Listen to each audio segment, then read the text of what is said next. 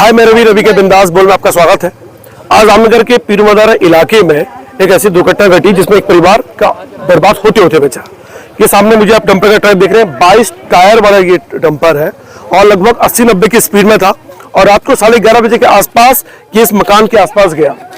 देखिए, जब ऊपर वाला साथ देता है तो कितनी मदद होती है। मैं आपको पूरा दिखाऊंगा कि इस घर की एंट्री के लिए अब आपको इसके डंपर के नीचे से होके जाना पड़ेगा। तो फिलहाल देखिए किस तरीके से लोग इस डंपर्स के नीचे से उस मकान के अंदर एंटर कर रहे हैं, प्रवेश कर रहे हैं। इसके बिना इस मकान की एंट्री पॉसिबल ही नहीं है। यानी कि अगर आपको मकान के अंदर जाना है तो ऐसे ही जाना होगा। हम भी ऐसे ही गए इस मकान के अंदर। अब इस मकान के क्या हालात हैं आप देखिए। ये जो डंपर है अगर थोड़ा सा इधर जाता तो पूरा मकान बिखर जाता। इन मकानों की दीवारों में आई हैं दरारें। ये देखिए, ये आपको छोटी सी दरारें दिखाई दे रही होंगी, यानी दरारें जो है लगभग टूटने के कगार में है ये मकान। तो जिस तरह से हमने पूरी यहाँ पे इंक्वायरी करी, पूरा जांच पड़ताल की इस मकान की, तो बहुत नुकसान है। बुनियाद बिल्कुल हिल चुकी थी उस दौरान। इतना बड़ा जो 22 टायरों वाला जो डंपर है इस मकान पे जब वो छूटा हुआ गया तो देखिए उसने सामने की बाउंड्री वॉल तो तोड़ी थी। ये देखिए दरारें आपको साफ साफ दिखाई दे रही होंगी। एक गरीब परिवार, मध्यम वर्गीय परिवार का एक मकान मेहनत से बनाया हुआ है, जब टूटता है तो दिल में कितनी चोट पहुंचती है। इसकी भरपाई कौन करेगा, यह सबसे बड़ा सवाल है शासन प्रशासन के सामने भी। हालांकि देखिए इस डंपर के सामने देखिए आप ये बिल्कुल उसकी बुनियाद के सामने जो हिलाई है, जो दीवारें हैं, उसका सेफ्टी टैंक वो टूट चुका है। वापस जाने के लिए भी यही रास्ता अख्तियार किया गया है।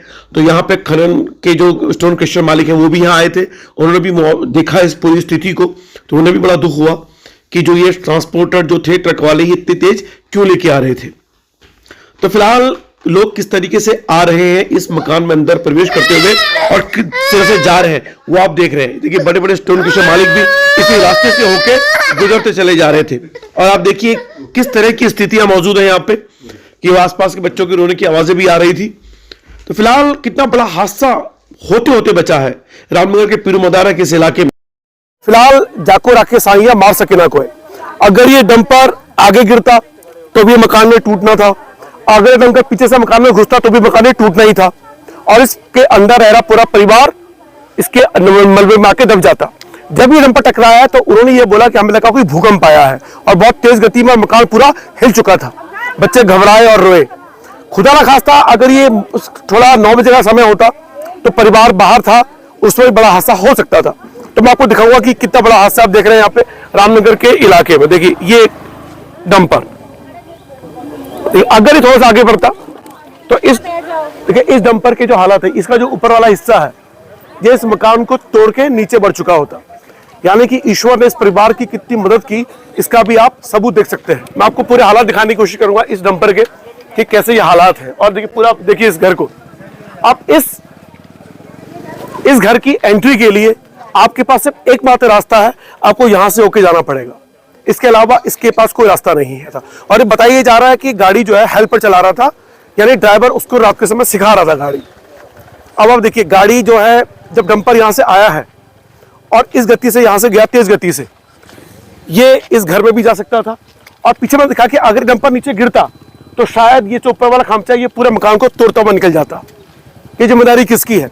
यहाँ के लोगों से उन्होंने बात की तो उन्होंने सिर्फ ये कहा कि या तो डंपर यहाँ से चले नहीं। और रात को यहाँ पे जब इन लोगों ने धरना प्रदर्शन शुरू किए तो पुलिस आई और पुलिस ने इनको हटाने के लिए थोड़ा धमकी दी कि यहाँ से उठिए नहीं तो हम लाठीचार्ज करेंगे। मुझे लगता है कि पुलिस को ये मजबूरी होती है क्योंकि सड़क चलने के लिए उस पर आप धरना प्रदर्शन नहीं कर सकते। मैं फिर कह रहा हूँ, आपको अगर कोई धरना प्रदर्शन करना होता है तो आपको अपने संवैधानिक रास्ते अख्तियार करने होते हैं। अगर आप कोई असंवैधानिक तरीका अख्तियार करेंगे तो पुलिस को बल प्रयोग करना उनकी मजबूरी हो जाती है कानूनी तौर से। अब देखिए फिलहाल इस इलाके में जब ये गाड़ी यहाँ पे आई है, लोगों की 3 मांगे हैं कि जो गाड़ी की स्पीड हो कम से कम जो 40 किलोमीटर प्रति घंटा हो उसमें रहे। सेकंड, ओवर डंपर ना हो, क्योंकि सबसे बड़ी समस्या यह है कि इस रोड में स्कूल है। यहाँ पे इस रोड पे लगभग 2 स्कूल पढ़ते हैं, छोटे छोटे बच्चे हैं और नो एंट्री के टाइम पे डंपर बिल्कुल ना चले। अब ये तो पुलिस से पूछना पड़ेगा कि वास्तव में क्या ऐसा होता है। तो उसमें राजस्व विभाग, पुलिस विभाग और तीसरा ARTO विभाग, इन तीनों की मिलीजुली जिम्मेदारी बनती है। सर ये सवाल है कि ये चाहते हैं कि यहाँ पे जो स्पीड कंट्रोल में रहे, नो एंट्री में ना आए, तो क्या राजस्व विभाग इस बात की जिम्मेदारी लेगा? हम लोग तो अभियान चला ही रहे हैं, अपने स्तर पे तो चला ही रहे हैं। जस्सा गांजा में परसों में गया था, उसके अलावा जो है लगातार अभियान चल ही रहे हैं। ओवर लोडिंग और इवन ओवर स्पीडिंग उसके खिलाफ कार्रवाई कर रहे हैं तहसील लेवल पे। 3 डंपर हम लोगों ने पिछले सप्ताह ही सीज किए थे। ओवरलोडिंग के खिलाफ हम लोगों ने कार्रवाई की, न केवल खनन एक्ट में बल्कि मोटर व्हीकल एक्ट में भी उनको जो है कार्रवाई की है।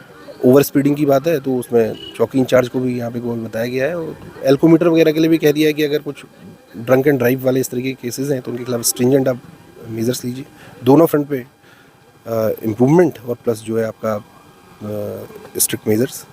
सर ये मकान पूरा टूटता हुआ है, इसका मुआवजे की क्या स्कीम की जाएगी? कोई काफ़ी नुकसान हो गया मुआवजे मकान के लिए अभी तो इन पे मुकदमा दर्ज कर दिया है। मैंने कह दिया है कि इसके जो मालिक हैं इनको त्वरित उनके स्तर पे ही इनसे जो है सहायता दिलवाई जाए, और जो इसका असेसमेंट करते हुए इसका जो भी क्षति हुई है आकलन करते हुए उनको जो नुकसान हुआ है उसकी तत्काल भरपाई की जाए। और उन्होंने आश्वासन दिया है जो इंचार्ज ने कि भरपाई करवाई जाएगी। साथ ही जो ओवरलोडिंग के खिलाफ जो महिलाएं यहाँ बैठी हुई हैं, ये इन्होंने कहा डंपर नहीं चलने देंगे, तो क्या ये जो डंपर नहीं चल पाएंगे, अब कब तक नहीं चल पाएंगे? क्या इन महिलाओं को समझाने की कोशिश की आपने कि कानून तो चलता रहेगा, आप कम से कम रास्ता खोल दो?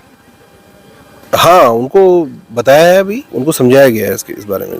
कब तक रास्ता खोलने की उम्मीद है? रास्ता भी पुलिस यहीं पर मौजूद है, रास्ता खोल दिया जाएगा। तो रवि के बिंदास बोल में छोटी सी रिपोर्ट देखने के लिए शुक्रिया।